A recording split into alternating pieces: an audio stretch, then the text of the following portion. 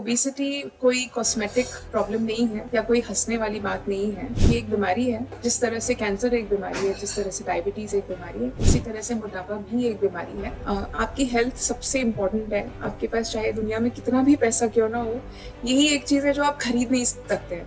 नमस्कार दोस्तों, आज हमारे साथ एक बहुत ही ब्यूटीफुल लेडी हैं, डॉक्टर अपर्णा गोविल वास्कर, जो बैरिएट्रिक सर्जन हैं। एक्चुअली ओबेसिटी और मोटापे का जो सबसे बड़ा जो इशू है वो ये है कि इसको तो पहले कोई बीमारी समझता नहीं है, या इसको एक मजाक उड़ाने वाली चीज समझते हैं। मतलब सबको ऐसा लगता है कि कोई खाना खाने की वजह से ही मोटा हो सकता है। ओबेसिटी आज बहुत बड़ी प्रॉब्लम है और बहुत नेग्लेक्टेड प्रॉब्लम भी है। ये प्रॉब्लम कितनी बड़ी है और इसका क्या मैग्नीट्यूड है और इसके क्या इम्पैक्ट होते हैं। हमारे पास जो पेशेंट्स आते हैं, जब हम लोग उनकी डाइट हिस्ट्री लेते हैं, ज़्यादातर पेशेंट्स बहुत तरह की डाइट्स कर चुके होते हैं। इसका जो इम्पैक्ट है वो कई एस्पेक्ट्स पे होता है। एक होता है कि ओबेसिटी मेटाबॉलिक प्रॉब्लम्स क्रिएट करती है, तो ये जो पेशेंट्स हैं इनके हार्ट अटैक होने के चांसेस बहुत हाई होते हैं।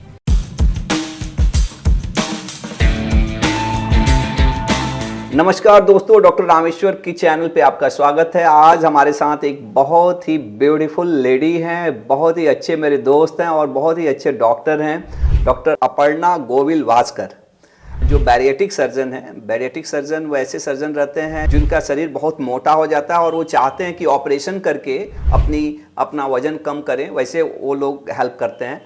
और मैं अपने पूरे ऑडियंस को ये बताना चाहूँगा कि अपर्णा हमारी बैचमेट भी है और बहुत ही टैलेंटेड लेडी डॉक्टर हैं और इनका नाम पूरे इंडिया में फेमस है। मैं तो बिहार के एक छोटे से जगह पे काम करता हूँ, लेकिन यहाँ के भी डॉक्टर्स अपर्णा आपको जानते हैं। तो मैं सबसे पहले वेलकम करूँगा आपका और थैंक्स कहूँगा कि आप हमारे पॉडकास्ट में आए। मैं अपर्णा सबसे पहले जानना चाहूँगा आप ही से कि आप कौन हैं, हमारे ऑडियंस को बताइए और आप एग्जैक्टली करते क्या हैं। Thank you doctor Rameshwar. सबसे पहले तो बहुत ही बड़ा थैंक यू आपको इनवाइट करने के लिए मुझे यहाँ पे। एंड सबसे पहले तो आई थिंक मेरा इंट्रोडक्शन है कि मैं आपकी बैचमेट हूँ। हम लोग एक दूसरे को ऑलमोस्ट बोल सकते हैं 30 सालों से जानते हैं। एंड साथ में हम पढ़े हैं MBBS और फिर बाद में पोस्ट ग्रेजुएशन भी हमने साथ में किया। मैंने MS सर्जरी में किया।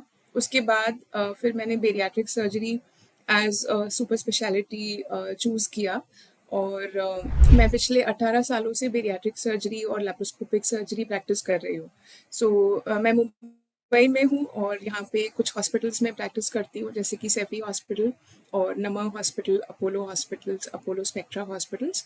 और मेरा एक खुद का सेंटर है जिसका नाम है Meta Heal laparoscopy and bariatric surgery centre. तो उसमें हम लोग जो भी बेरियाट्रिक सर्जरी, जैसे कि जिन पेशेंट्स को मोटापे की तकलीफ होती है उनको, और बाकी जो एडवांस लैप्रोस्कोपिक सर्जरीज होती हैं, ऐसे पेशेंट्स को हम ट्रीट करते हैं। तो मैं अपने ऑडियंस को बता दूं कि थोड़ा सा और सिंपल लैंग्वेज में, क्योंकि बैरिएट्रिक सर्जन ऐसे सर्जन रहते हैं जिससे बहुत जो लोग मोटा हो जाते हैं, अब जो वजन कम नहीं कर पाते, जो बाकी दवाइयाँ चाहे अपने लाइफस्टाइल मॉडिफिकेशन से, तो उन लोगों को ऑपरेशंस के माध्यम से उनकी शरीर की चर्बी निकाल देते हैं। और साथ में लेप्रोस्कोपी, जो दूरबीन से लोग ऑपरेशन करते हैं पेट के, उसके भी अपर्णा एक्सपर्ट है। तो वेलकम अपर्णा। मुझे लगता है कि आप हमारे जो भी ऑडियंस हैं उनके लिए बहुत वैल्यू देने वाले हैं। मैं तो सबसे पहले एज ए डॉक्टर, क्योंकि मुझे लगता है कि हम लोग के लिए भी बड़ा ये था, क्योंकि मैं नहीं जानता था कि कोई लेडी डॉक्टर जनरल सर्जन है। पहली बार मुझे लगता है कि आप और आपके बैच में एक दो लोग और भी थे हम लोग के साथ, की कोई जूनियर्स कुछ लड़कियां थी। तो कॉलेज में उस टाइम पे कोई लेडी डॉक्टर्स जो सर्जरी में बहुत कम जाती थी। आई थिंक मेरे टाइम में तो कोई भी नहीं थी। मेरे बाद काफ़ी लेडीज आई थी और अब तो काफ़ी कॉमन हो गया है। तो अब जब हम लोग देखते हैं हमारे जो PGs आ रहे हैं हमारे हॉस्पिटल्स में, उसमें लड़कियां काफ़ी हैं, लेकिन उस टाइम पे, आज से 20 ईयर्स पहले, लड़कियां बहुत कम थी सर्जरी में। क्योंकि डॉक्टर सबको डॉक्टर ही समझते हैं, लेकिन लेडीज़ डॉक्टर को लोग समझता है कि वो लेडीज़ बीमारी के लिए होंगे, लेकिन एज ए जनरल सर्जन उस वक्त तक तो नहीं था, अभी नया कल्चर है। तो एज ए मुझे लगता है कि it was a your brave decision. और एज ए लेडी डॉक्टर और वो भी सर्जन होना, तो बहुत सारे चैलेंजेस आपको भी लगा होगा। हमारा इंडिया ऐसा कल्चर है, चाहे दिल्ली हो चाहे बम्बे हो, हैं तो हम लोग इंडियन ही। तो क्या आपको प्रॉब्लम कभी इस तरह का हुआ कि बीइंग ए लेडी आपको कुछ स्टोरी शेयर करना चाहेंगे हमारे ऑडियंस से? एक्चुअली टू बी ऑनेस्ट, कभी बहुत ज़्यादा प्रॉब्लम नहीं फेस हुआ। पेशेंट्स के साथ में तो कभी ज़्यादा प्रॉब्लम नहीं हुआ शायद। जिनको प्रॉब्लम होती होगी वो शायद मेरे पास आते ही नहीं होंगे, और जो आते हैं वो कंप्लीट ट्रस्ट और फेथ के साथ आते हैं। तो ऐसा कभी फील नहीं हुआ कि उन्होंने मुझे कभी किसी से कम समझा हो। और फॉर्चुनेटली कोलीग्स और सीनियर्स भी अच्छे ही मिले हमेशा, जिन्होंने कभी ऐसा कोई भेदभाव नहीं किया कि वो लड़की है तो उसके साथ में आप कुछ मतलब कोई कमी होगी, या उनको काम कम दिया जाए, या कोई रिस्पॉन्सिबिलिटी कम दी जाए। ऐसा कभी मैंने एक्सपीरियंस नहीं किया, ना मैंने हमारे कॉलेज में ऐसा एक्सपीरियंस किया, ना ही आगे बाहर आके भी ऐसा कभी नहीं। आई थिंक वो हमारे माइंड में थोड़ा ज़्यादा रहता है। अगर हम उस लिमिटेशन को अपने आप से दूर कर दें, हम उस बारे में ना सोचें, और जो हमारा गोल है खाली उसके बारे में अगर हम सोचें, तो आई थिंक वो लिमिटेशंस अपने आप कम हो जाती है। होती हैं थोड़ा, ऐसा नहीं है कि नहीं होते हैं चैलेंजेस। अब हम लोग कॉन्फ्रेंसेस वगैरह में जाते हैं तो हम लोग थोड़ा सा माइनॉरिटी हो जाते हैं, बट आई थिंक उस लिए हमें थोड़ी सी ज़्यादा मेहनत करनी पड़ती है। वही चीज़ अचीव करने के लिए अगर आप माइनॉरिटी में हैं तो आपको थोड़ा ज़्यादा हार्ड वर्क करना पड़ेगा, which is okay. I think वो it comes as a part of the game. तो अगर इसका आप मतलब मान लो आपको शिकायत नहीं है किसी से, दैट्स मैंने ग्रेट। कोई शिकायत नहीं है, हाँ जी। और मुझे ऐसा लगता है कि कुछ इससे मुझे कुछ कुछ एडवांटेजेस भी मिले हैं। मुझे कई सारी अपॉर्चुनिटीज भी मिली हैं because I am a lady surgeon, और मेरे पेशेंट्स मुझसे मतलब काफ़ी प्यार करते हैं, क्योंकि एक जो जेंटलनेस होता है, और जो एक क्या बोलते हैं उसमें, एक कंसर्न होता है जो लेडीज में, I am sorry but I think female doctors में थोड़ा सा ज़्यादा होता है, तो पेशेंट्स का कंफर्ट लेवल काफ़ी हाई रहता है। सो मेरे पेशेंट्स भी फीमेल्स बहुत हैं। मैंने सर्जरी लिया ही इसलिए था क्योंकि हमारी दुनिया की 50% पॉपुलेशन फीमेल है, जिनको भी सर्जिकल प्रॉब्लम्स होते हैं। तो मेरी 70% पेशेंट पॉपुलेशन फीमेल पॉपुलेशन है, जिनको भी hernias, gall bladder stones, obesity, ये सारी प्रॉब्लम्स ज़्यादा होती है। सो आई थिंक इसकी ज़रूरत भी है, नीड भी है, we are fulfilling that need. So I have no complaints at all. अच्छा अपर्णा, मैं एक चीज़ पूछना चाहता हूँ आपसे कि आप कैसे बैरिएट्रिक सर्जरी में कैसे चले गए? क्या कहाँ से इंस्पिरेशन, कहाँ से गाइडेंस मिला कि आप उधर चले गए? क्योंकि जब हम लोग पढ़ रहे थे तो उस वक्त तो मुझे भी नहीं मालूम था कि एज ए बैरिएट्रिक सर्जरी भी एक कोई ब्रांच होता है। तब तो मुझे भी नहीं पता था। जब मैं बॉम्बे आई, और फिर मैंने लैप्रोस्कोपी सीखना शुरू किया, और जिस यूनिट में मैंने काम करना शुरू किया, तभी बॉम्बे में बेरियाट्रिक सर्जरी होना तभी तभी शुरू हुआ था।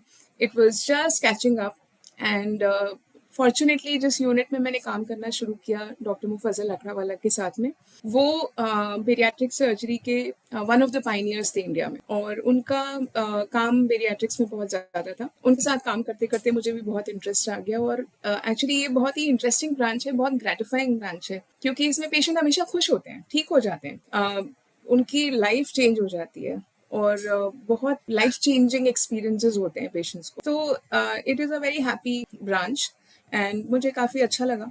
तो फिर धीरे धीरे करते करते उसमें और डीप चले गए, तो I think it became my speciality also. That's great, that's great. अच्छा अपर्णा, मैं ये जानना चाहता हूँ कि ओबेसिटी आज बहुत बड़ी प्रॉब्लम है, और मुझे लगता है कि इस हद तक प्रॉब्लम है और बहुत नेग्लेक्टेड प्रॉब्लम भी है, राइट फ्रॉम द चाइल्डहुड। अभी जिस तरह से हमारा लाइफस्टाइल है, ईटिंग हैबिट है, तो ये प्रॉब्लम कितनी बड़ी है और इसका क्या मैग्नीट्यूड है और इसके क्या इम्पैक्ट होते हैं? आपने तो एक्चुअली बहुत सारे पेशेंट्स को देखे होंगे, तो बहुत सारे आपके पास स्टोरीज भी होगी, इंसाइट भी होगी, not only as a medical point of view, as a social point of view भी। तो थोड़ा सा शेयर करेंगे क्या हमारे ऑडियंस के साथ? एक्चुअली ओबेसिटी और मोटापे का जो सबसे बड़ा जो इशू है वो ये है कि इसको तो पहले कोई बीमारी समझता नहीं है। सब लोग इसको एक कॉस्मेटिक इशू समझते हैं, या इसको एक मजाक उड़ाने वाली चीज़ समझते हैं। मतलब सबको ऐसा लगता है कि कोई खाना खाने की वजह से ही मोटा हो सकता है। किसी को ये नहीं समझ में आता है कि ओबेसिटी या मोटापा और भी कारणों से होता है। हमारे पास जो पेशेंट्स आते हैं, जब हम लोग उनकी डाइट हिस्ट्री लेते हैं, ज़्यादातर पेशेंट्स बहुत तरह की डाइट्स कर चुके होते हैं, बहुत सारे स्लिमिंग सेंटर्स में जा चुके होते हैं, बहुत सारे स्लिमिंग प्रोडक्ट्स ले चुके होते हैं, कई बार लाइपोसक्शन या अब्डोमिनोप्लास्टी जैसी सर्जरीज भी करा चुके होते हैं, और वो बैरियाट्रिक सर्जरी एक लास्ट ऑप्शन करके आते हैं। सो वो लोग बहुत कुछ ट्राई कर चुके होते हैं। इनफैक्ट उनकी जो खुराक है वो बहुत कम होती है। सो मुझसे और आपसे भी खाना उनका कम होता है। So diet is not a cause for obesity.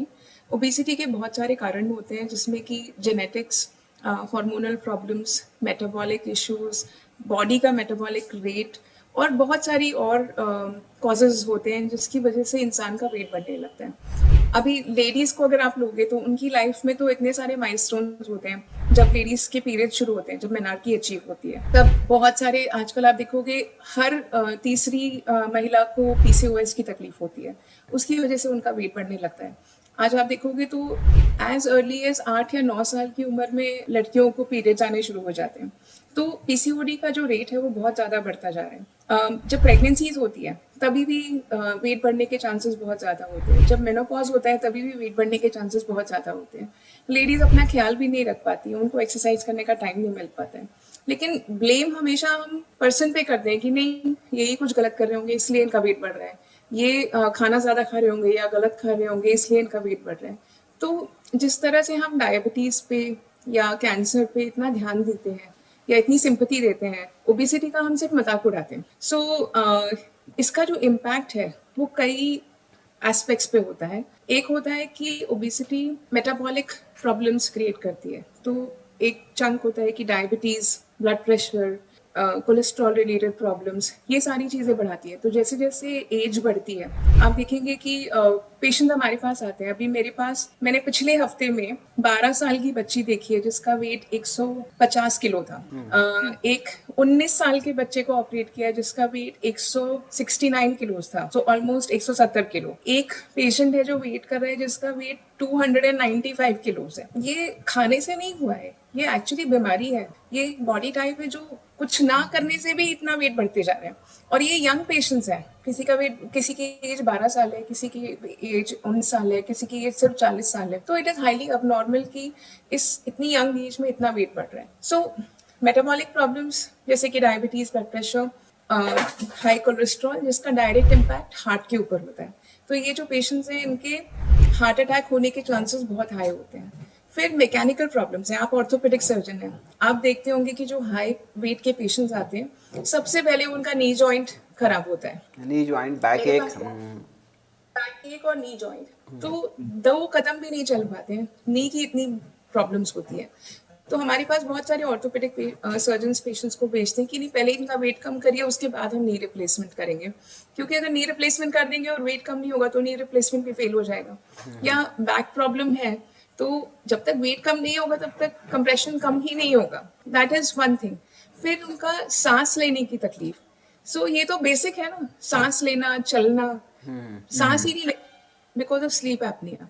तो क्योंकि पेट इतना बड़ा हो जाता है तो लंग्स को एक्सपैंड होने की जगह नहीं मिलती है, फेफड़े एक्सपैंड नहीं हो पाते। हमारे फेफड़े गुब्बारे की तरह होते हैं, तो अगर उनको फूलने की जगह नहीं मिलेगी तो सांस बराबर से नहीं ले पाएगा इंसान। तो जो कार्बन डाइऑक्साइड बॉडी के बाहर जाना चाहिए वो अंदर ही रहता है, और उसकी वजह से क्या होता है कि धीरे धीरे इंसान को ऐसे पूरा टाइम नींद ही आती रहती है। तो पेशेंट्स आते हैं, बात करते करते सो जाते हैं बीच में, इतना सिवियर स्लीप एपनिया होता है। या अगर बहुत ही कॉम्प्लिकेट हो जाता है तो ऐसे पेशेंट्स कोमा में भी जा सकते हैं। So the complications are very severe about these things. And बहुत सारे कैंसर्स भी एसोसिएटेड हैं ओबेसिटी के साथ, स्पेशली फीमेल्स में ब्रेस्ट कैंसर। ब्रेस्ट कैंसर के रेट्स काफ़ी हाई हैं। एंडोमेट्रियल कैंसर मतलब यूट्रस का कैंसर काफ़ी हाई होता है। बहुत बार हम लोग पेशेंट्स को पीडियाट्रिक सर्जरी के लिए इवेल्युएट कर रहे होते हैं, और उस इवेल्युएशन में हमें पता चलता है कि पेशेंट को एक्चुअली यूट्रस का कैंसर भी है। तो सिंपल सोनोग्राफी करते हैं और उसमें हमें एंडोमेट्रियल थिकनेस हाई दिखता है, तो और इवेल्युएशन करते हैं तो कैंसर निकल जाता है। And lastly I think obesity का जो सबसे इम्पोर्टेंट इशू है वो है स्टिग्मा का, mental issue, anxiety, depression. Because बचपन से उनको they are use to being teased, मतलब उनका हर जगह मजाक उड़ाते हैं, बॉडी शेमिंग होता है। स्कूल में जाते हैं तो आपस में बच्चे चिढ़ाते हैं, घर पे आते हैं तो माँ बाप भी बोलते रहते हैं कि तुम अपना वेट कम करो, वेट कम करो।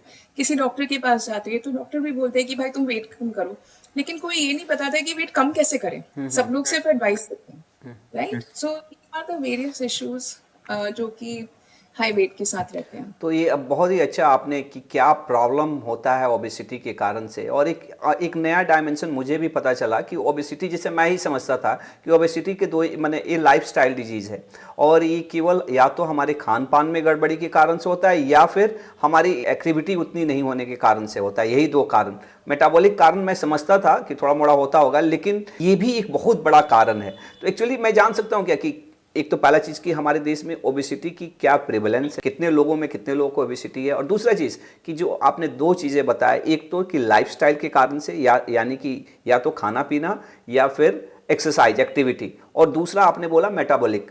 तो ये दोनों में कितने परसेंटेज, कितने लोग हैं जो लाइफस्टाइल के कारण से मोटे हैं, और कितने लोग हैं जो सचमुच उनको एक बीमारी है। बीमारी तो दोनों ही बीमारी है, अगर वजन ज़्यादा है तो अपने आप में दोनों बीमारी है, लेकिन जिसका एक कोई पैथोलॉजिकल कारण है, कुछ ऑर्गेनिक कारण है, तो इसके क्या परसेंटेज हैं थोड़ा सा, ताकि लोगों को इस चीज़। टोटल आप परसेंटेज अगर देखेंगे तो जो भी 2021 का जो डेटा अवेलेबल है उसके हिसाब से हमारी कंट्री में 5 में से 1 पर्सन को, 5 में से 1 आदमी, हर 5 आदमी में से 1 आदमी को मोटापा है। 24% women and 22% men अच्छा are either overweight or obese. अच्छा अच्छा अच्छा, Okay.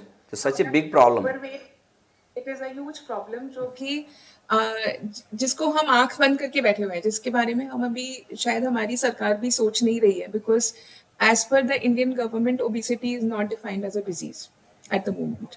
तो इसका कोई नेशनल प्रोग्राम नहीं है, इसके लिए कोई भी कोई कॉन्सेंट्रेटेड एफर्ट नहीं है इसको कम करने के लिए। अगर देखा जाए तो माल न्यूट्रिशन से ज़्यादा बड़ा प्रॉब्लम है अभी तो। हाँ, बिकॉज ये malnutrition का अदर स्पेक्ट्रम है, this is the other end of malnutrition, right? अब आपका जो सेकंड सवाल है कि ये लाइफस्टाइल या फिर मेटाबॉलिक, राइट? मेटाबॉलिज्म से रिलेटेड है कि लाइफस्टाइल से रिलेटेड है?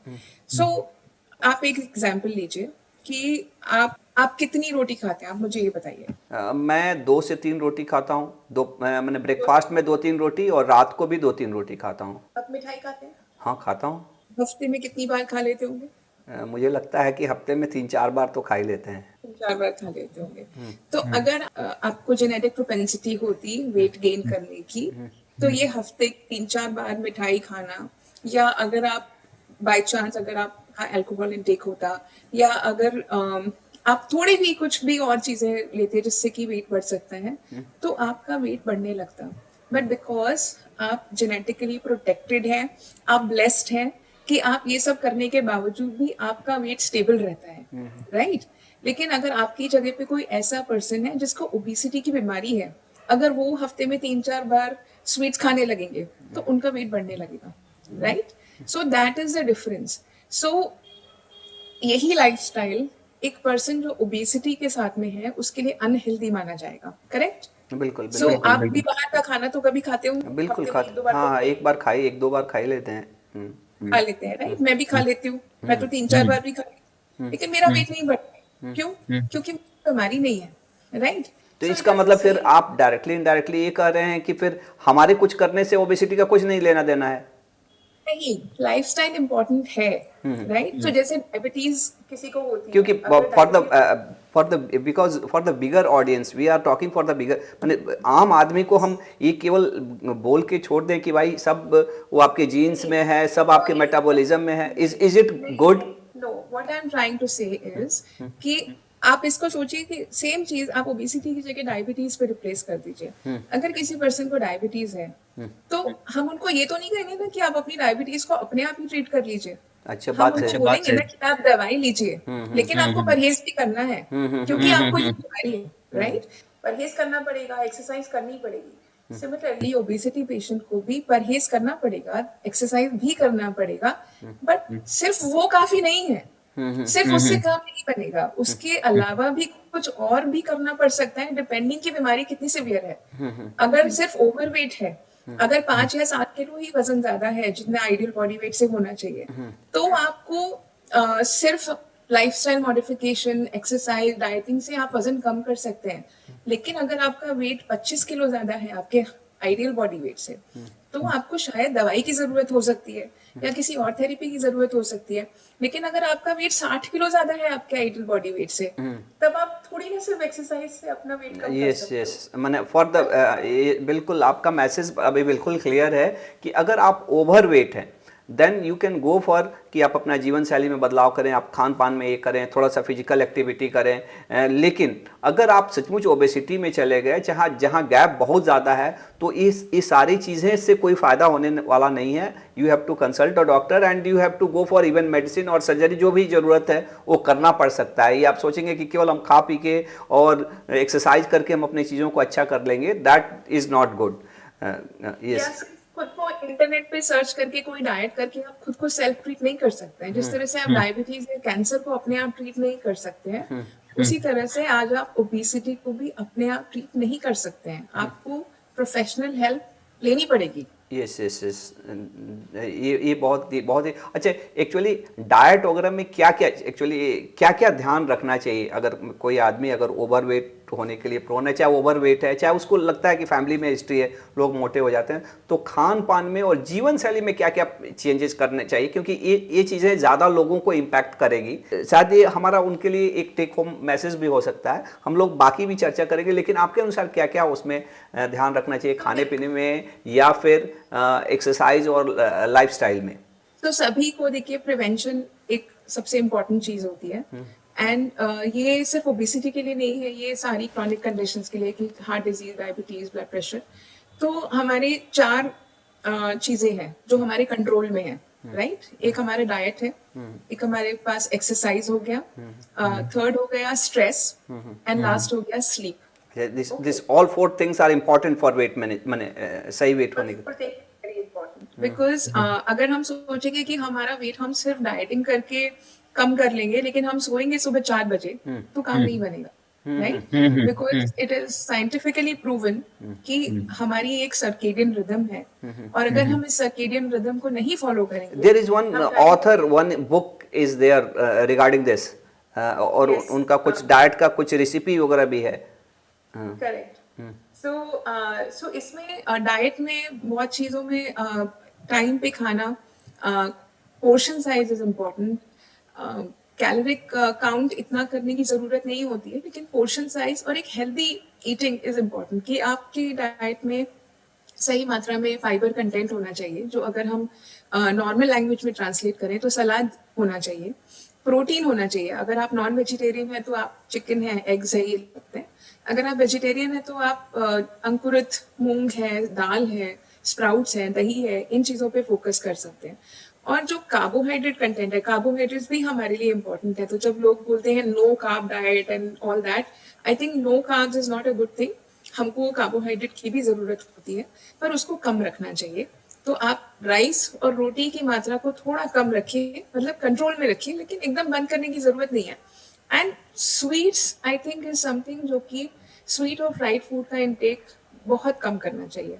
बंद कर सकते हैं तो बहुत ही अच्छा है, बट फाइबर में फ्रूट्स है, सैलेड्स हैं, these things should be quite high, protein should be high and carb should be low. So that अगर हम करते हैं, फैट कंटेंट और ये फ्राइड फूड, ये सब चीज़ें को कम रखना चाहिए।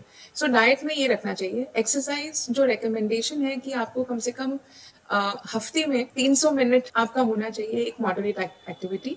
ऑफ कोर्स आपकी जो भी फिजिकल कंडीशन है उसके हिसाब से, अगर आपको नी में प्रॉब्लम है या बैक में प्रॉब्लम है तो उसके हिसाब से आपको एक्सरसाइज करनी है। बट अदरवाइज अगर आप फिट हैं, हेल्दी हैं, तो 300 मिनट हफ्ते में, विच मीन्स कि हफ्ते में 6 दिन 1 घंटा रोज आपको you need to exercise. Okay, So okay. around 45 to 50 minutes of moderate activity every day करना चाहिए.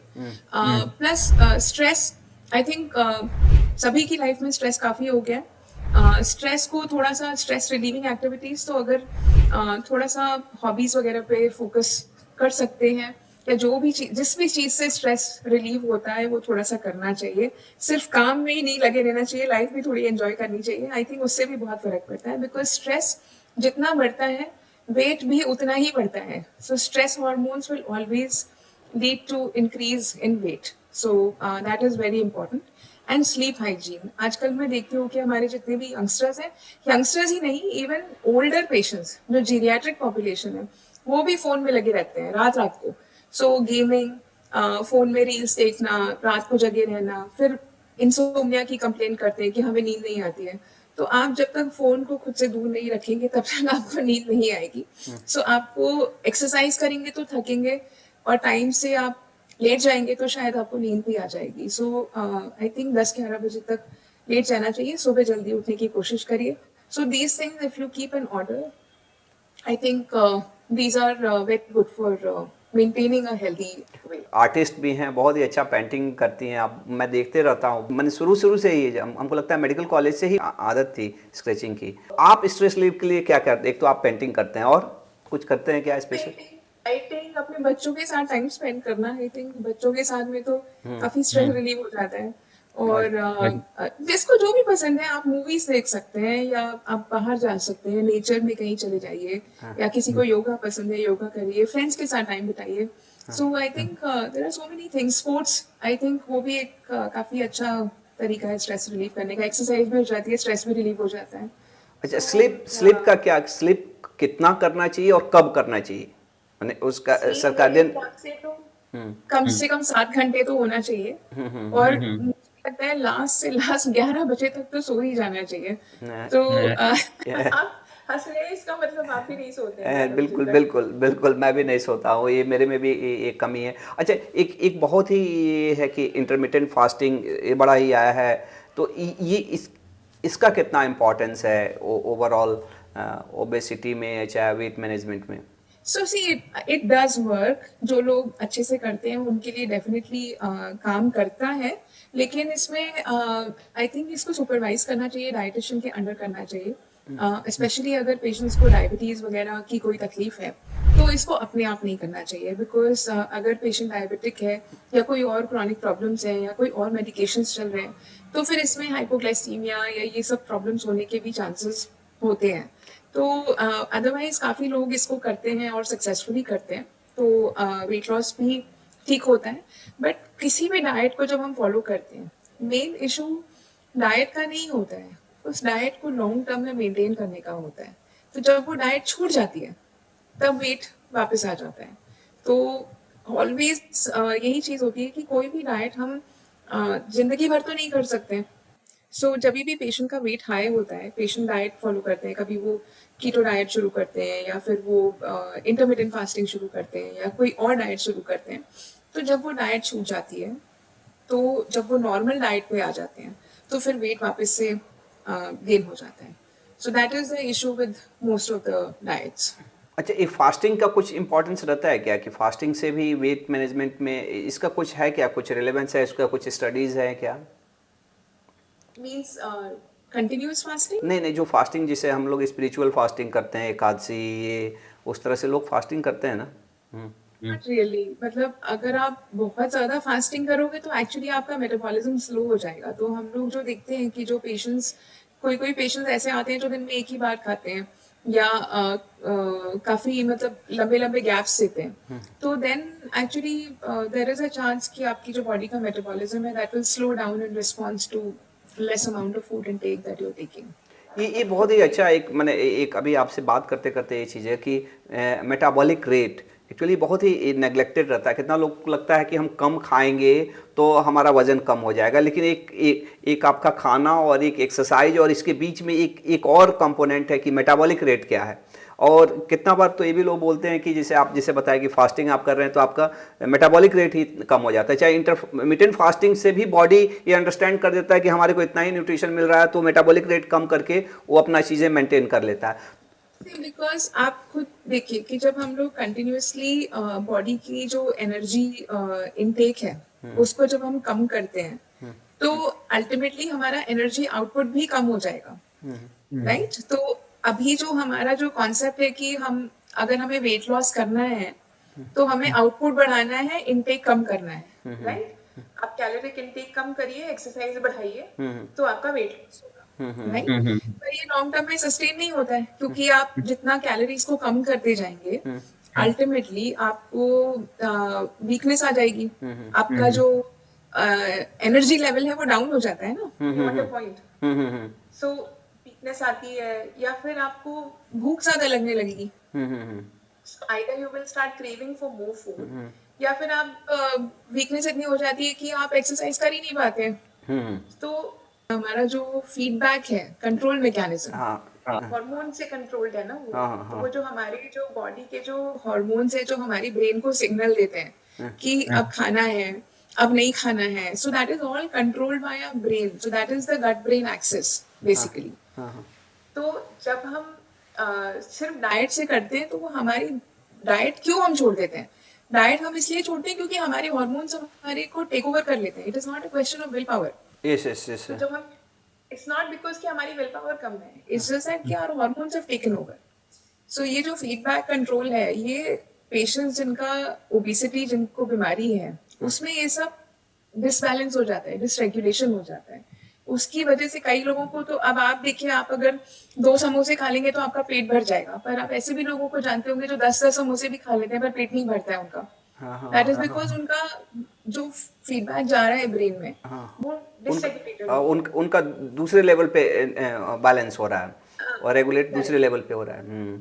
अच्छा, तो करेक्ट। ये चीज़ जो आपसे बात करके अभी तक मुझे यही समझ में आया कि केवल फूड से, केवल एक्सरसाइज ही एक नहीं है, एक चीज़ जो बहुत ही इंपॉर्टेंट है, जो आपके बॉडी का रेगुलेटरी मैकेनिज्म और खास करके मेटाबॉलिक रेट जो जो डिफरेंट हार्मोन्स और नेगेटिव फीडबैक पॉजिटिव फीडबैक से जो कंट्रोल होता है। तो ये जो हमारा मेटाबॉलिक रेट को हम कैसे बढ़ाएं, क्योंकि ये भी अगर बढ़ जाए किसी भी कारण से तो ये हमारे वेट मैनेजमेंट में हेल्प कर सकता है। तो what all things we can do to have a good या बेटर और चाहे ज़्यादा मेटाबॉलिक रेट करने के लिए हम क्या क्या कर सकते हैं?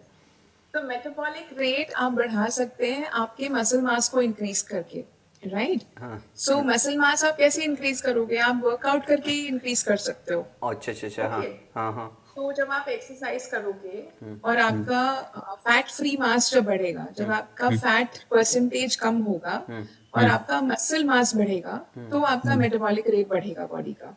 अच्छा, जैसे ओके, कितना लोग इस ये बोलते हैं कि आप अगर गुनगुना पानी पीते हैं तो that also increases your metabolic rate और समथिंग लाइक दैट। उससे इतना फर्क नहीं पड़ता है। अल्टीमेटली आपका मसल मास बढ़ेगा तो आपका मेटाबॉलिक रेट बढ़ेगा। यानी सो कि कहीं फैट ना फ्री कहीं अगर मास आप इज फिजिकल एक्टिविटी अगर आप ज़्यादा कर रहे हैं और स्ट्रेंथनिंग एक्सरसाइजेज कुछ कर रहे हैं यस, तो that will yes, increase your all yes, metabolic rate. Yes. And protein intake, आप खाने में, डाइट में आप प्रोटीन बढ़ाएंगे, बहुत ज्यादा नहीं, मतलब जो प्रोटीन की मात्रा है वो आपको बढ़ानी है, क्योंकि प्रोटीन प्रोटीन को इंटेक डाइजेस्ट बढ़ानी करने के लिए बॉडी को ज़्यादा एनर्जी लगाना पड़ता है। है। Yes, yes. कार्बोहाइड्रेट तो इजीली डाइजेस्ट हो जाता है।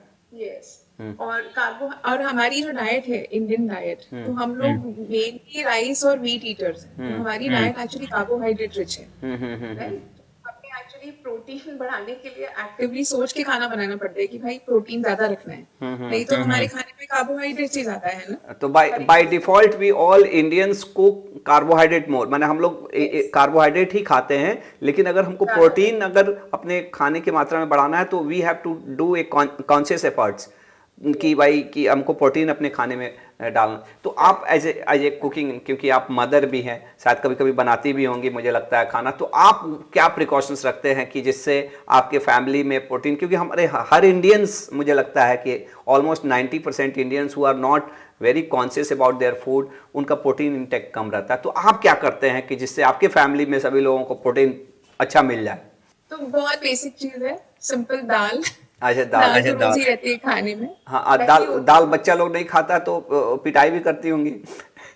नहीं पिटाई नहीं करती हूँ, पर बच्चा पनीर, पनीर तो सब बच्चों को पसंद होता है, मेरे बच्चे को भी पसंद है, तो पनीर बहुत बार रहता है। और हम लोग नॉनवेज भी खाते हैं तो अंडा और चिकन भी रहता है। बट अंकुरित मूंग तो जैसे जो शाम को आते हैं जब काम से वापस आने के बाद, तब बहुत भूख लगती है, तो आई थिंक अंकुरित मूंग उस टाइम पे काफी अच्छा स्नैक रहता है।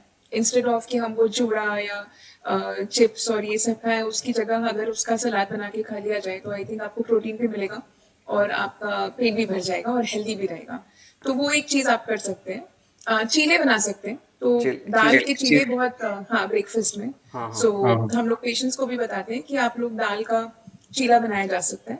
और आजकल अगर आपको सप्लीमेंट लेना है, प्रोटीन सप्लीमेंट्स भी बहुत तरह के आते हैं। अगर मान लीजिए कि आपको लगता है कि आपको किसी प्रोटीन सप्लीमेंट की जरूरत है, तो अनफ्लेवर्ड सप्लीमेंट्स भी आते हैं। आप चीले वगैरह में एक आध चम्मच सप्लीमेंट डाल के भी उसका भी चीला बनाया जा सकता है। अच्छा तो अच्छा चीले तो हर चीज के बना सकते हैं आप, चने के बना सकते हैं, दाल के बना सकते हैं, एनीथिंग।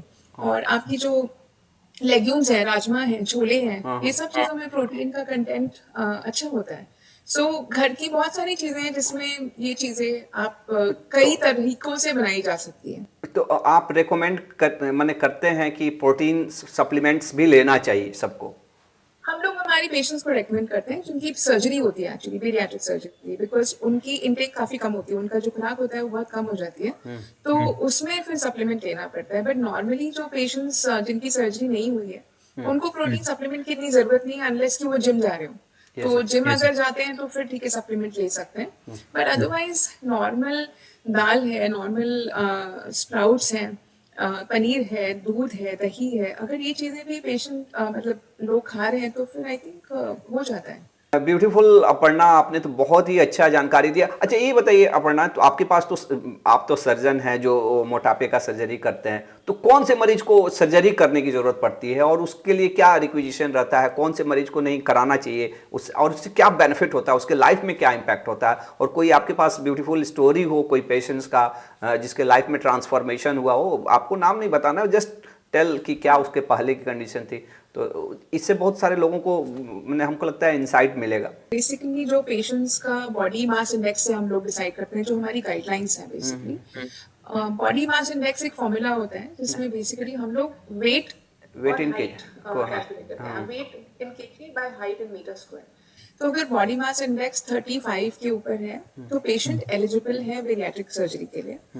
अगर बॉडी मास इंडेक्स 30 के ऊपर है और पेशेंट को diabetes, blood pressure, heart problem, dyslipidemia या ऐसी कोई भी प्रॉब्लम्स हैं साथ में, तो भी उनको हम कंसिडर कर सकते हैं। और एक पेशेंट ग्रुप है, अगर बॉडी मास इंडेक्स 27.5 है, काफी कम बॉडी मास इंडेक्स है, लेकिन अनकंट्रोल्ड डायबिटीज है, जो जैसे कई पेशेंट्स होते हैं जिनको 100 यूनिट इंसुलिन चल रहा होता है, फिर भी डायबिटीज कंट्रोल में नहीं आ रही होती है, HbA1c फिर भी काफी हाई होता है, तो अगर एंडोक्रिनोलॉजिस्ट हमको रेफर करते हैं कि इनका शुगर कंट्रोल नहीं हो पा रहा है, तो मे बी हमें शायद इनके लिए सर्जरी कंसिडर करना चाहिए। तो उन ग्रुप में ऑफ पेशेंट्स में भी हम लोग सर्जरी कंसिडर कर सकते हैं, जबकि उनका नंबर काफ़ी कम रहता है। So mainly 35 and above. इसमें काफ़ी चेंजेस आते हैं पेशेंट्स को, वेट तो कम होता ही है, करीबन at least 30 to 40% total body weight कम हो जाता है। तो तो अगर एक बार पेशेंट में का कितना 100 वजन के कम कर देते हैं लोग, आप लोग मैंने? एक बार में नहीं कम होता है, 1 साल लगता है वजन कम होने के लिए। तो अच्छा, तो अगर आप किसी का वेट एक ही बार में पूरा ये बैरिएट्रिक सर्जरी में एक ही बार में नहीं होता है क्या एक्चुअली? नहीं नहीं नहीं, तो इसमें हम लोग कोई फैट सकिंग ऐसा कुछ नहीं करते हैं। इसमें बेसिकली ये एक गैस्ट्रोइंटेस्टाइनल सर्जरी है जिसमें स्टमक और अगर आप चाहे तो मैं स्क्रीन शेयर करके आपको दिखा सकती हूँ डायग्राम। दिखाइए ना। अ, दिखाऊं? हाँ हाँ बिल्कुल बिल्कुल। ओके, सो इसमें बेसिकली हम लोग स्टमक और स्मॉल इंटेस्टाइन को ऑल्टर करते हैं। रमेश, आपको लेट तो नहीं हो रहा है? नहीं नहीं नहीं, मुझे लेट नहीं हो रहा है, आपको भी लेट नहीं होना चाहिए, मैं तो वही रात्रि वाला प्राणी मेरा हूँ। मेरा दिन तो खत्म हो चुका है। हाँ हाँ सो ये आपको ये दिख रहा है अभी? हाँ हाँ हाँ हाँ हाँ। हाँ हाँ हाँ। हाँ, सो ये एक सर्जरी है जिसको स्लीव सर्जरी कहा जाता है। ये एक्चुअली बेरियाट्रिक सर्जरीज में सबसे कॉमन सर्जरी है दुनिया में। कम से कम जितनी भी सर्जरीज होती है बेरियाट्रिक सर्जरीज, उसमें से 60 से 65% सर्जरी स्लीव सर्जरी होती है। तो इसमें आप देख रहे हैं कि ये स्टमक है और नीचे ये स्मॉल इंटेस्टाइन है, तो इसमें हमने स्टमक को वर्टिकली डिवाइड कर दिया है स्टेपलर्स यूज करके, और ये आउटर 2/3 स्टमक जो है इसको हम बॉडी के बाहर निकाल देते हैं। तो यानी कि अंदर यानी का कि स्टमक को स्टमक को काट करके काट छोटा करके कर देते छोटा हैं। कर देते हैं। छोटा कर दिया है, हाँ तो हाँ ये हाँ हाँ स्टमक लीव जैसा हो गया, बनाना शेप स्टमक। ओके, तो इसमें क्या होता है कि आपका जो खाना है वो ऑब्वियसली काफी कम हो जाएगा, लेकिन पेट बहुत जल्दी भर जाता है बिकॉज पेट ही छोटा हो जाता है। बट मेनली क्या होता है कि यहाँ से जो पार्ट निकाल दिया गया है उसमें ग्रेलिन हार्मोन होता है, जो हंगर हार्मोन होता है, एपेटाइट हार्मोन। 80% एपेटाइट हार्मोन कम हो जाता है बॉडी में से। बस खाना जो है वो स्टमक में पहले 3 से 4 घंटे रहता था, अब वो बहुत जल्दी नीचे चला जाता है। तो जब वो जल्दी नीचे चला जाता है तो उसमें फिर ये जो यहाँ के जो हार्मोन्स हैं वो काफी जल्दी रिलीज होते हैं, जैसे कि GLP-1, PYY, ऐसे बहुत सारे गट हार्मोन्स होते हैं जिनका भी काफी इम्पैक्ट होता है हमारे वेट लॉस के ऊपर। फिर एक ये दूसरी सर्जरी है जिसको गैस्ट्रिक बाईपास कहते हैं। सो ये ज़्यादा अच्छे रिजल्ट्स देती है। इसको एक्चुअली इसके डायबिटीज़ के साथ बहुत अच्छे रिजल्ट्स हैं। तो ये सर्जरी के बाद हम लोग देखते हैं कि पेशेंट्स की डायबिटीज़ भी काफ़ी ठीक हो जाती है। इंसुलिन पे अगर लोग होते हैं तो उनकी इंसुलिन भी बंद हो जाती है। तो इसमें हम लोग एक छोटा स्टमक का पाउच बनाते हैं और इंटेस्टाइन को लाके नीचे से स्टमक में जोड़ देते हैं, तो गैस्ट्रोजेजुनोस्टमी होती है और बाकी का स्टमक बाईपास कर दिया जाता है और ये वाला first part of small intestine को भी बाईपास कर दिया जाता है। तो बेसिकली इसमें फैट के ऊपर हम कुछ करते ही नहीं है, हम जो भी कर रहे हैं वो स्टमक और स्मॉल इंटेस्टाइन के ऊपर कर रहे हैं। एक्चुअली ये बहुत ही अच्छा चीज़ बताया, क्योंकि मैं रियली बता रहा हूँ कि मुझे भी ये बात नहीं मालूम थी। मुझे लगता था कि बैरिएट्रिक सर्जन वो ऑपरेशन करके चर्बी निकाल लेते हैं। वो प्लास्टिक सर्जरी है, वो लाइपोसक्शन है, वो बेरियाट्रिक सर्जरी है ही नहीं। This is bariatric surgery. This is benefit. या सो जब खाना जो कम होता है वो सिर्फ शुरू में कम होता है, धीरे धीरे खाना बढ़ जाता है। तो विद इन 1 ईयर पेशेंट मतलब जितना भी पहले खाते थे उसका करीबन 65 to 70% खाना वो खा सकते हैं। ओके, अभी वेट जो कम होता है वो धीरे धीरे कम होता है। तो शुरू में आपका करीबन पहले महीने में समझ लीजिए 8 से 10 किलो जाएगा, पहले 3 महीने में अराउंड 15 किलोज, फिर अराउंड 6 मंथ्स में इतना, फिर करीबन पूरा जो वेट लॉस होता है वो अराउंड 1 ईयर में होता है। तो टोटल वेट लॉस जो एक्सपेक्टेड है वो अराउंड 30 to 40% है। तो अगर किसी का 100 किलो वेट था तो 1 साल के बाद उनका वेट अराउंड 60 to 65 kgs पे वो आ जाएंगे।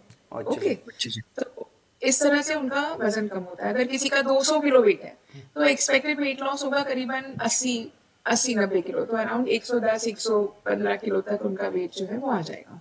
ओके, सो इस तरह से वेट लॉस होता है। इसके साथ में और भी बहुत सारे फायदे होते हैं। तो नी रिप्लेसमेंट के जो पेशेंट आते हैं वो वापस जाते नहीं है, क्योंकि नी रिप्लेसमेंट की जरूरत एक्चुअली एक स्टडी भी है। एक्चुअली आपको मालूम होगा कि मैं बहुत सारे मरीजों को ऑनलाइन हेल्प करता हूँ कि वो कैसे बिना दवाइयों के, साइड इफ़ेक्ट्स के और बिना सर्जरी के वो ठीक हो सकते हैं। तो इसमें मैंने वही स्टडी करने के ही क्रम में मुझे एक बैरिएट्रिक सर्जरी का ये आया कि अगर by any means, bariatric surgeon का ही स्टडी है कि अगर आप अपना वजन 10% कम कर देते हैं तो नी पेन लगभग 50 to 60% अपने आप ही कम हो जाता है। और हाँ, that is a study of bariatric surgeon. और रियली मैं बता रहा हूँ, मुझे अभी तक यही मालूम था कि बैरिएट्रिक सर्जन वो लाइपोसक्शन करते हैं। तो लाइपोसक्शन कौन करता है? वो जो फैट निकालने वाला कौन? करते हैं, प्लास्टिक सर्जन्स करते हैं, और उसमें तो सिर्फ मतलब 5 to 10 किलोस का वेट लॉस हो सकता है। अच्छा, इसमें हम बात कर रहे हैं 30, 40, 50, 100 किलोस वेट लॉस की। अच्छा, तो जैसे आप स्टोरी की बात कर रहे हैं, तो हमारा जो पेशेंट एक 2 साल पहले हमने जिनकी सर्जरी करी, he is a 42 year old person, और उनका वेट हो गया था 262 किलोस 42 इयर्स की एज में, और उसकी वजह से उनका काम बंद हो गया था, बिकॉज वो चल फिर नहीं पा रहे थे, और बार बार उनके पेट में सेलुलाइटिस हो जाती थी, पाँव में सेलुलाइटिस हो जाती थी, तो चलना फिरना बिल्कुल बंद हो गया था। He was a travel agent. 10 साल से वो तो सेलुलाइटिस क्यों? सेलुलाइटिस माने एडिमा के कारण से स्ट्रेच हो जाता है। अच्छा, एडिमा होता है, इतनी ज्यादा स्किन स्ट्रेच हो जाती है, सो बार बार वो इन्फेक्शन बैठने लगता है उसमें। तो और जब तक वेट कम नहीं होगा तब तक वो जाती नहीं है। पेशेंट्स को नॉन हीलिंग अल्सर होने लगते हैं, बहुत सारी प्रॉब्लम्स होती हैं, ब्रीदिंग इश्यूज बहुत होते हैं, बिकॉज स्लीप एपनिया सिवियर हो जाता है, ब्लड प्रेशर हाई था। सो उनको फिर हमने 1 महीना प्रिपेयर किया सर्जरी के पहले, एडमिट किया, फिर सर्जरी हुई। तो 1 महीना आप एडमिट करके क्या प्रिपेयर करने का? 1 महीना एडमिट नहीं करते, 1 महीना घर पे ही प्रिपेयर करते हैं, जिसमें कि डाइट पे डाला जाता है। पेशेंट का वेट ऑलमोस्ट 10 किलो हमने घर पे ही कम करवाया। तो उसमें क्या प्रिपरेशन में आप क्या करते हैं कि 10 किलो वजन कम हो जाना itself is a big thing, तो what that can be very useful for many people. Yes, so उसमें हमारी जो डाइटिशियन है वो उनको मील रिप्लेसर्स पे रखते हैं, और डाइट वगैरह पे काफ़ी काउंसलिंग होता है। प्लस उन पेशेंट्स में हमें उनको एंटीबायोटिक्स पे, फिर इंसेंटिव स्पायरोमेट्री करना पड़ता है, कभी कभी सीपैप मशीन लगाना पड़ता है, सेलुलाइटिस को ट्रीट करनी पड़ती है, तो वाटर रिटेंशन भी काफ़ी होता है। तो सीपैप वगैरह सब इसलिए ना कि एपनिया ना हो, माने ऑक्सीजनेशन अच्छा उसको ट्रीट करने के लिए, और वाटर रिटेंशन बहुत होता है तो डायूरेटिक्स भी यूज करने पड़ते हैं। तो उसी वजह से फिर वो that is basically water loss जो होता है शुरू में, तो then they become little better candidates for anaesthesia. फिर उनकी सर्जरी हुई, और 262 से अभी वो 140 किलोज के आसपास उनका वजन अब आ गया है पिछले 2 सालों में। एंड रिसेंटली उनका मैसेज आया था कि 10 साल से उन्होंने बेबी के लिए वो ट्राई कर रहे थे, now he is a proud father of a baby girl. तो उनकी लाइफ पूरी चेंज हो गई। वो ट्रैवल एजेंट थे, वो बैक टू वर्क अपने मतलब अपना काम उन्होंने दोबारा शुरू कर दिया। बहुत सारी स्टोरीज हैं। पेशेंट्स जिनको पोलियो होता है, सो पोलियो में क्या होता है कि पेशेंट का वेट बढ़ने लगता है। हाँ, ये हमने भी देखा है पोलियो वाले मरीज में। मैंने ये देखा है कि जो बच्चे मैंने कम उम्र में रहते हैं ज़्यादा दिक्कत नहीं होता, जैसे ही वो 30-40 के बाद आते हैं थोड़ा वजन बढ़ता है और डिजेनरेशन तो थोड़ा होता ही एज रिलेटेड। और जो लोग थोड़ा सा भी हल्का भी मोटा हो गए ना, उनको बहुत दिक्कत होता है ज्वाइंट में, नी में, बैक में। तो वो क्रचेस के साथ भी चलना मुश्किल हो जाता है, बिकॉज वजन नहीं ले पाते हैं। तो वो लेडी थी, उन्होंने अपना किचन पूरा जमीन पे लगा के रखा हुआ था, because she could not get up and walk and everything. और हर बार वो व्हील चेयर पे आती थी। 94 किलो उनका वेट था, शॉर्ट हाइटेड थे। अब करीबन 4 साल हो चुके हैं सर्जरी होके। अब वो लेडी घर में रुकती नहीं है। अभी उनका वेट 65 किलोज पे है and she is all over the town, हर जगह जाते हैं, सारे सोशल फंक्शंस में जाते हैं। बहुत बहुत स्टोरीज हैं ऐसे। ओल्ड पेशेंट्स में तो बहुत ही फर्क आता है। जो पेशेंट्स घर से निकलते नहीं थे, अब वो घर में रुकते नहीं है, क्योंकि पहले चल नहीं सकते थे। ग्लास पानी का अगर लेना हो तो लोगों की हेल्प लेनी पड़ती थी, और अब तो ऐसा है कि अब इतने इंडिपेंडेंट हो जाते हैं कि किसी की हेल्प की जरूरत नहीं पड़ती है। सो और इतने सालों से जो कहीं जा नहीं पाया इंसान, वो हर जगह अपना सारी अपनी तमन्नाएं पूरी कर सकते हैं।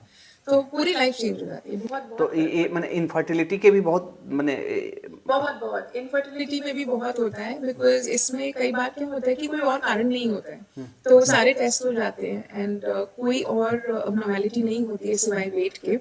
एंड ये हमारी एक और पेशेंट है ऐसे। तो उनके 8 इयर्स हो गए थे मैरिज को, एंड इसमें हम पीडियाट्रिक सर्जरी के बाद हम लोग नॉर्मली कहते हैं कि 1 साल तक कंसीव नहीं करना है, क्योंकि वेट लॉस होता है और खाना कम होता है। तो इट इज एडवाइज्ड कि 1 साल तक नहीं करना है कंसीव। पर होता क्या है कि वेट लॉस जैसे ही होने लगता है तो फर्टिलिटी इम्प्रूव हो जाती है। तो एक्सीडेंटल प्रेगनेंसीज होती है and we have to keep counselling them कि you have to prevent them. So this lady, because 8 years से बेबी नहीं हुआ था, तो इनके दिमाग में ऐसा होता ही नहीं है कि बेबी हो सकता है।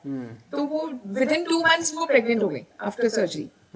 इतनी precious pregnancy, so we had to pull her, because obviously हम नहीं उसको हाँ, बात सही कर रहे हैं बिल्कुल।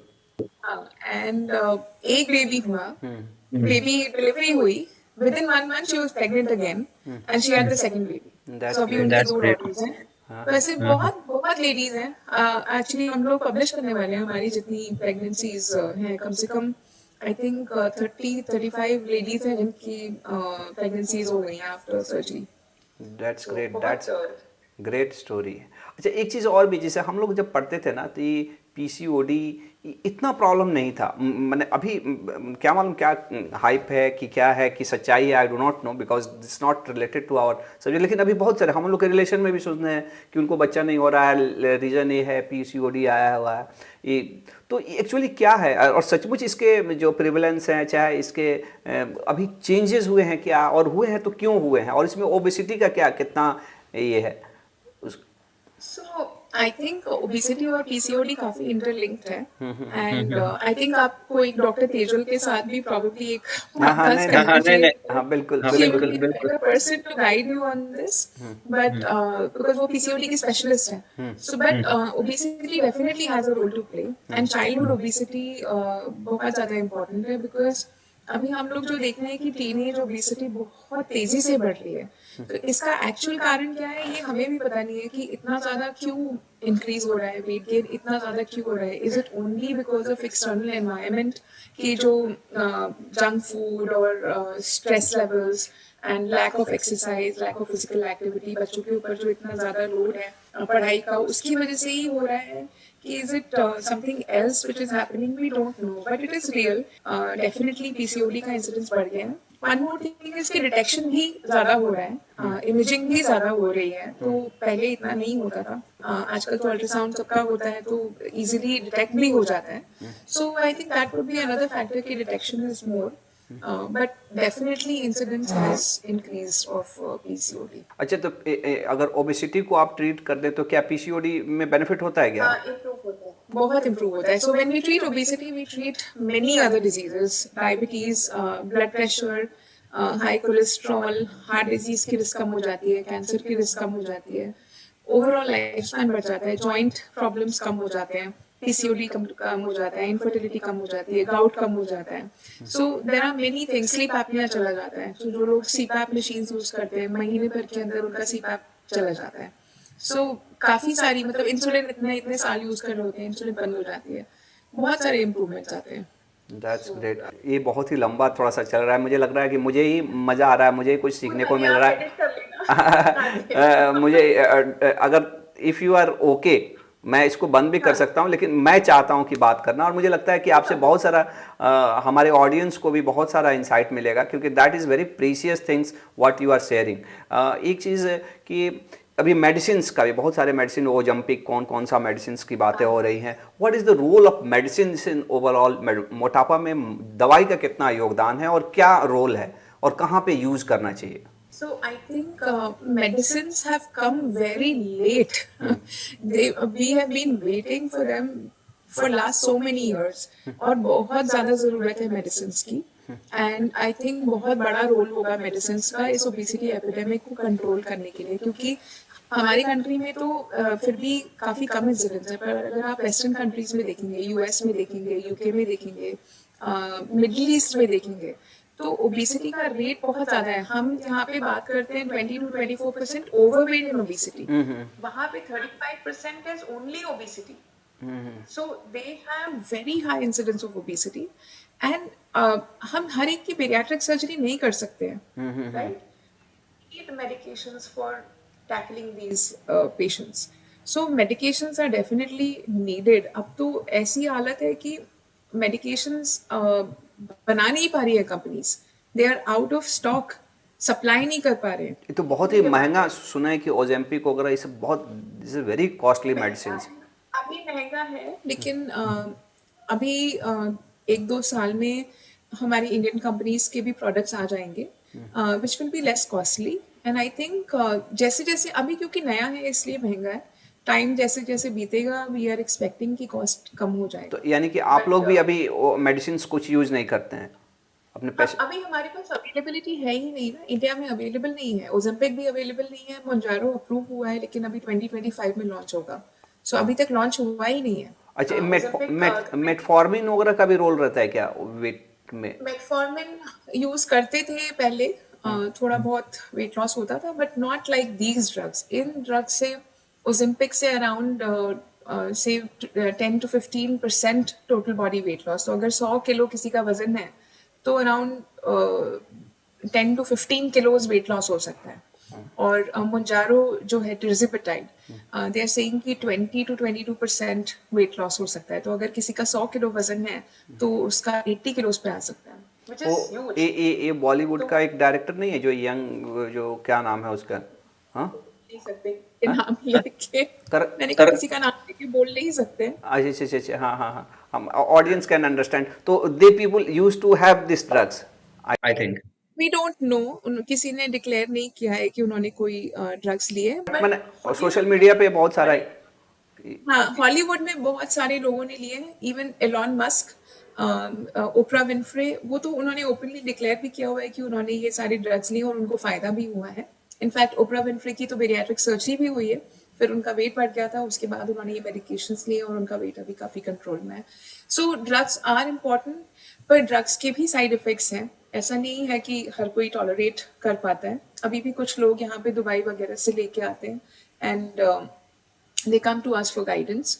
तो हम लोग देखते हैं कि जो हमारे इंडियन पेशेंट्स हैं, जब वो डोज थोड़ा सा बढ़ाते हैं तो थोड़ी तकलीफें आती हैं और टॉलरेंस थोड़ा सा कम हो जाता है।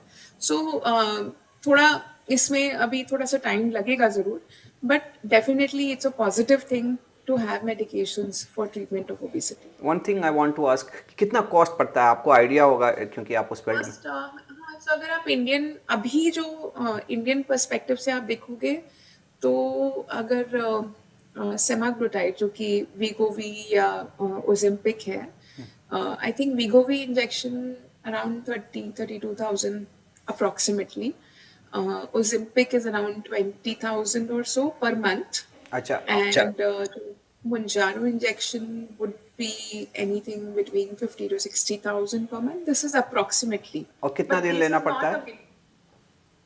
जब अभी तो इसकी गाइडलाइन ऐसी आई नहीं है, बट कहते हैं कि ओबेसिटी क्रॉनिक डिजीज है, तो आइडियली आपको लेना पड़ेगा लॉन्ग टर्म के लिए.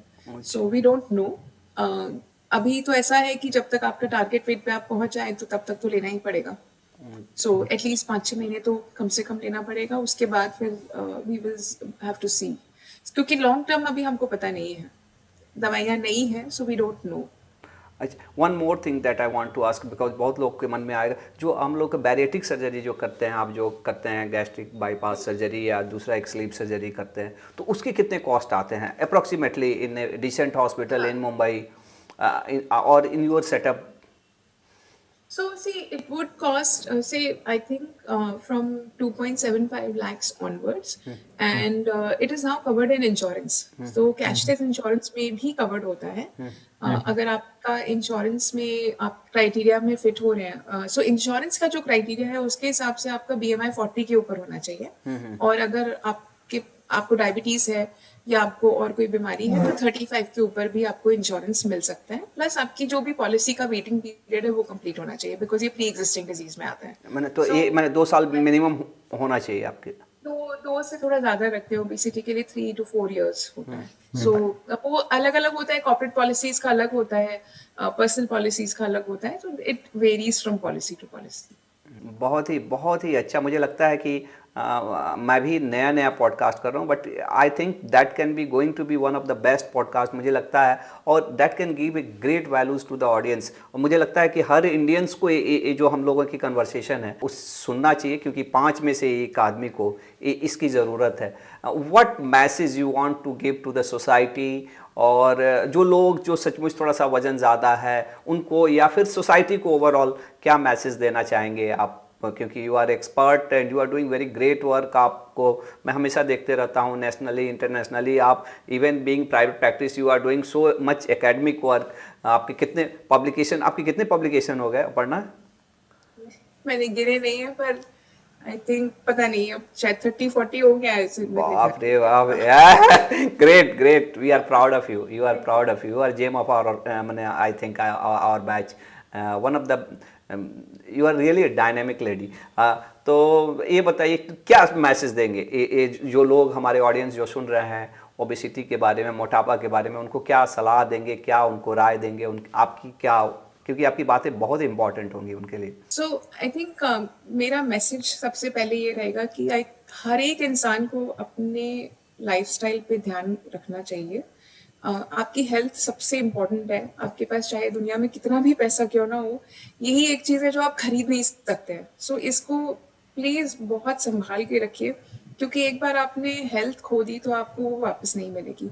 इसलिए आप जितना अपने आप का ध्यान रख सकते हैं, खुद का ध्यान रख सकते हैं, प्लीज़ रखिए.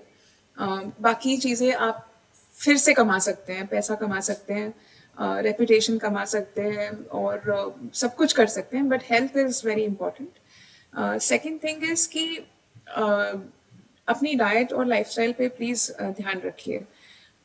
थर्डली, अगर आपका वेट बढ़ रहा है, अगर आपको लगता है कि आप सब कुछ ठीक कर रहे हैं और फिर भी आपका वजन बढ़ रहा है, तो प्लीज़ उसको अपने आप ट्रीट करने की कोशिश मत करिए. किसी प्रोफेशनल की हेल्प लीजिए.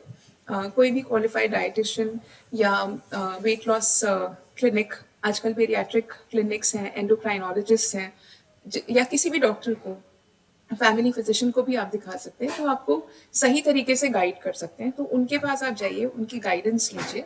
फॉर्चुनेटली इस समय हमारे पास बहुत सारे ऑप्शंस अवेलेबल हैं जो आपको हेल्प कर सकते हैं. एंड एटलीस्ट एक कंसल्टेशन तो कम से कम करिए.